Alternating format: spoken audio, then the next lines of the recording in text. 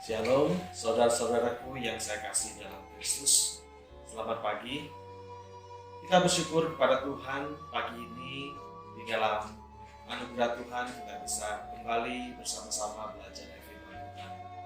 Kita bersyukur sebelum kita melakukan banyak aktivitas sepanjang hari ini, Tuhan izinkan kita untuk merenungkan kebenaran firman Tuhan. Biarlah firman Tuhan yang kita renungkan bersama pagi ini semakin menolong kita untuk bertumbuh dalam iman. Kita semakin hari semakin hidupnya sesuai dengan kehendak Tuhan. Sebelum kita bersama-sama merenungkan kebenaran firman pagi ini, mari kita berdoa memohon pimpinan daripada Roh Tuhan. Tuhan, kami datang kepadamu pagi ini mengucapkan syukur dan terima kasih untuk hari yang baru yang Tuhan berikan. Terima kasih kalau sepanjang malam kami beristirahat, berikan kepada kami istirahat yang cukup, sehingga pagi ini di dalam pertolongan dan anugerah Tuhan kami boleh bangun kembali pagi ini untuk bisa melakukan aktivitas hidup kami. Dan pagi ini Tuhan, kami akan bersama-sama belajar dari firman-Mu. Sungguh kami membutuhkan pertolongan dari Roh Tuhan untuk menolong kami dalam membaca dan merenungkan firman Tuhan.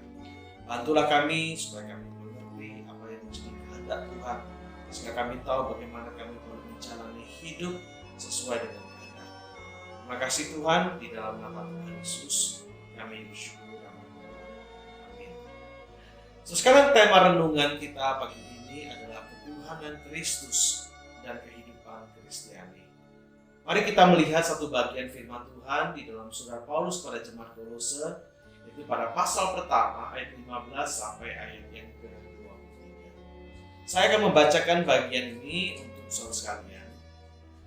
Ia adalah gambar Allah yang tidak kelihatan, yang sulung, lebih utama dari segala yang diciptakan.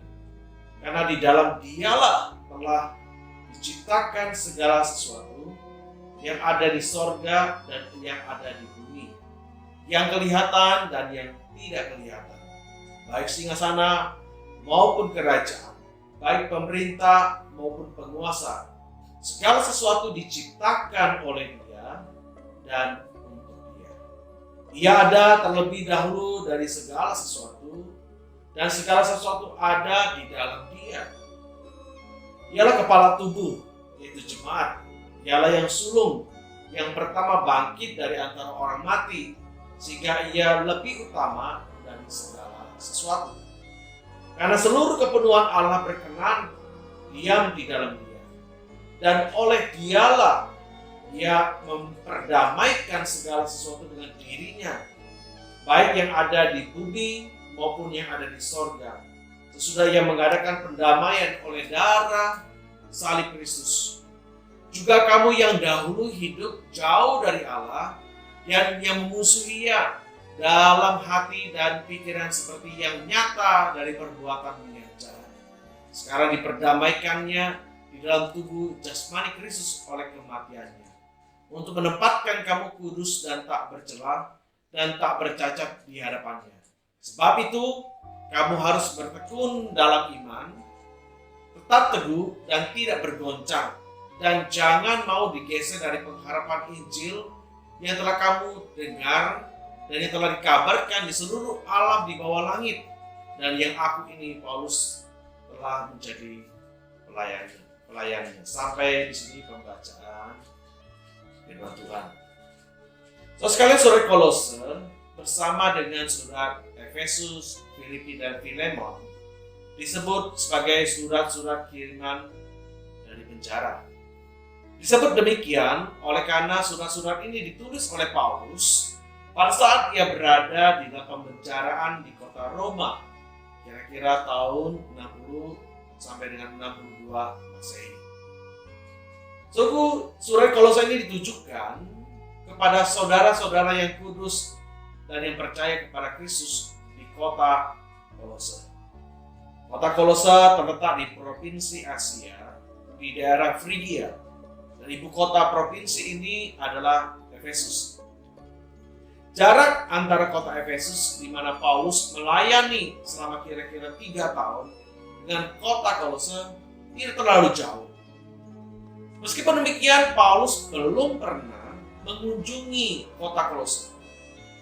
Pada saat Paulus menulis surat ini, dia berkata bahwa jemaat di Kolose belum mengenal dia secara pribadi. Kita bisa membaca dalam Kolose pasal 2 ayat 1. Hal ini menunjukkan bahwa jemaat ini bukan didirikan oleh Paulus, tapi kemungkinan besar jemaat Kolose didirikan oleh seorang yang bernama Epafras. Dan Epafras kemungkinan bertobat melalui pelayanan daripada Rasul Paulus. Ketika Paulus ada di dalam penjara di kota Roma, Epafras yang berasal dari kota Kolose mengunjungi Paulus dan memberitahukan kepada Paulus mengenai kondisi atau situasi dari jemaat Kolose. Apa yang dilaporkan oleh Epafras mengenai situasi dan kondisi jemaat Kolose cukup baik. Tetapi ada hal yang memprihatinkan Paulus dari laporan Epafras ini. Ini adanya ajaran-ajaran yang sesat yang mengancam kehidupan jemaat di kota Kolose. Maka Paulus menulis surat Kolose ini untuk merespon situasi dan kondisi yang ada dan memberikan dorongan bagi jemaat Kolose agar mereka memiliki iman yang teguh kepada Kristus, semakin dewasa, semakin matang dalam iman, sehingga mereka tidak terperdaya oleh ajaran-ajaran sesat. Dan iman yang semakin matang itu ditunjukkan dengan bagaimana mereka menjalani hidup sebagai orang Kristen. Saudara yang terkasih dalam Tuhan, masalah yang timbul dalam jemaat Kolose adalah hadirnya ajaran-ajaran palsu. Meskipun memang kita tidak tahu dengan pasti ajaran-ajaran palsu itu bentuknya seperti apa. Tapi apa yang dikatakan Paulus dalam surat ini menjadi indikasi bagi kita untuk melihat unsur-unsur dari ajaran palsu. Kita bisa melihat di dalam surat Kolose setidak-tidaknya ajaran palsu tersebut terkait dengan filsafat yang kosong dan yang palsu. Ajaran itu juga disebutkan menurut tradisi manusia dan roh-roh dunia. Maka kalau kita membaca di dalam pasal 2 surat Kolose, kita juga mengetahui bahwa ajaran-ajaran palsu itu juga menuntut pelaksanaan aturan tentang soal makanan, soal minuman, hari-hari raya, bulan baru, dan Sabat, dan seterusnya. Terus kalau untuk membongkar akan ajaran-ajaran palsu tersebut dan menguatkan iman daripada jemaat Kolose, Paulus mengawali dengan menjelaskan tentang ketuhanan Yesus Kristus dalam relasinya dengan penciptaan dan penebusan. Maka kalau kita membaca Kolose pasal 1 ayat 15 sampai 23 ini, kita melihat setidaknya ada dua hal yang tidak dinyatakan Paulus terkait dengan ketuhanan Kristus dalam relasinya dengan penciptaan dan penebusan. Yang pertama, Kristus adalah Tuhan yang menciptakan segala sesuatu. Siapakah Kristus? Di dalam surat Kolose ini Paulus mengatakan Kristus adalah gambar Allah yang tidak kelihatan. Artinya bahwa Kristus adalah representasi atau manifestasi diri Allah yang benar-benar sempurna. Bila seseorang ingin melihat seperti siapakah Allah itu, maka dia bisa melihat pada diri Kristus. Injil Yohanes pasal 1 ayat 18 mengatakan tidak seorang pun yang pernah melihat Allah, tapi anak tunggal Allah yang di pangkuan Bapa, dialah yang menyatakan. Kristus adalah yang terutama. Segala sesuatu diciptakan di dalam Dia, oleh Dia, dan untuk Dia. Jikalau Kristus menyatakan bahwa kita diciptakan di dalam Dia, karena Dia dan untuk Dia, maka kita menyadari bahwa kehadiran kita di dalam dunia ini bukanlah suatu kebetulan. Kehadiran saya dan saudara di dalam dunia ini bukan suatu kesalahan, apalagi kesiangan. Saya dan saudara hadir dalam dunia ini adalah untuk Dia dan untuk kemuliaan-Nya. Saya dan saudara hidup dalam dunia yang singkat ini bukan tanpa tujuan, tetapi tujuan hidup saya dan saudara di dalam dunia ini supaya melalui hidup saya dan saudara, Kristus, Tuhan yang menciptakan kita, itu dipermuliakan. Saudara terkasih dalam Tuhan, pertanyaannya adalah apakah kita yang diciptakan di dalam Kristus, oleh Kristus dan dalam Kristus, sungguh-sungguh hidup untuk Kristus dengan cara hidup yang sesuai dengan kehendak daripada Tuhan Yesus Kristus. Saudara yang terkasih dalam Tuhan, jikalau kita boleh mengevaluasi sejenak hidup kita, nah, perjalanan hidup kita, seringkali kita tidak hidup sesuai dengan kehendak.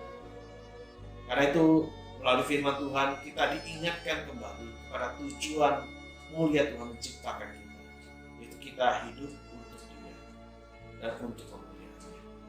Yang kedua, kita melihat di dalam bagian ini bukan saja Kristus Tuhan yang menciptakan segala sesuatu, tapi Dia juga yang menebus jemaat, menebus orang-orang percaya. Suku yang terkasih dalam Tuhan, kita yang dahulu hidup jauh dari Allah dan yang memusuhinya di dalam hati dan pikiran seperti yang nyata dari perbuatan kita yang jahat. Kita telah diperdamaikan dengan Allah melalui kematian Kristus di atas kayu salib. Untuk apa sih? Untuk menempatkan kita tidak bercela, tidak bercacat di hadapan Tuhan. Karena itu kita dipanggil untuk hidup bertekun dalam iman. Kita dipanggil untuk mematikan segala sesuatu yang duniawi, membuang segala yang jahat. Mengapa saudara sekalian? Karena kita telah diselamatkan. Kita telah mengenakan manusia baru dan telah menanggalkan manusia yang lama.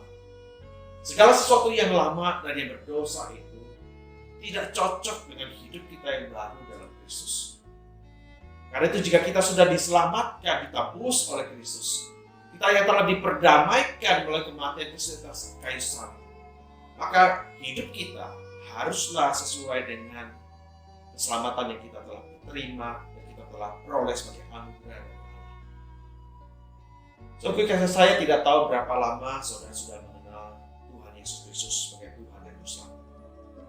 Tapi apakah saudara sudah menjalani hidup saudara sebagai orang yang sudah diselamatkan atau orang yang sudah ditebus oleh Kristus?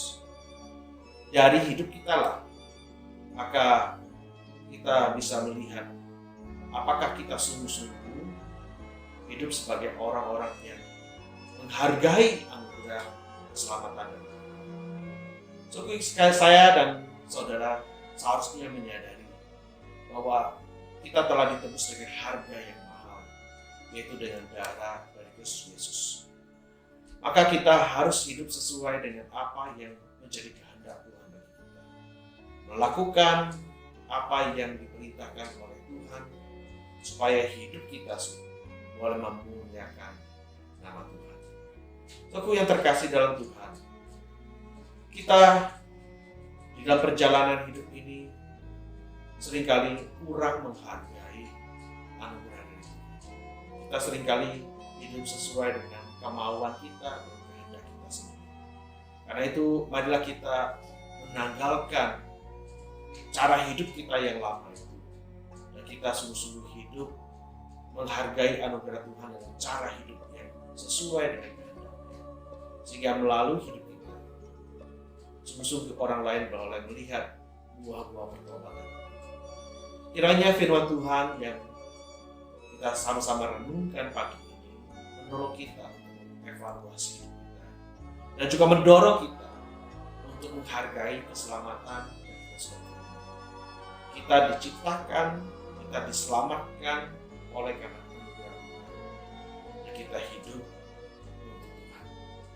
Marilah kita mengawali pagi ini dengan berpegang teguh kepada kebenaran firman yang kita renungkan.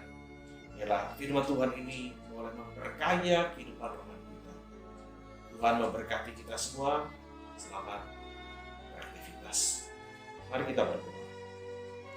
Terima kasih Tuhan untuk kebenaran firman yang sudah kami renungkan bersama pagi ini. Biarlah Tuhan simpan firman Tuhan di dalam hati kami dan menolong kami supaya kami boleh bercermin dengan firman Tuhan ini. Apakah kami sebagai orang yang sudah diciptakan dan ditebus oleh Tuhan sungguh-sungguh hidup untuk Tuhan, bukan hidup sesuai dengan keinginan diri kami sendiri, tapi hidup untuk melakukan apa yang Tuhan ingin untuk kami lakukan, supaya hidup kami yang singkat dalam dunia ini sungguh-sungguh untuk memuliakan nama Tuhan. Tuhan berkatilah kehidupan kami sepanjang hari ini. Biarlah Tuhan simpan firman Tuhan dalam hati kami, dan kami sungguh-sungguh hidup oleh seturut dengan kehendak Tuhan. Berkati segala aktivitas yang akan kami lakukan sepanjang hari ini. Dengarlah seluruh doa kami Tuhan, di dalam nama Tuhan Yesus kami bersyukur dan berdoa. Amin.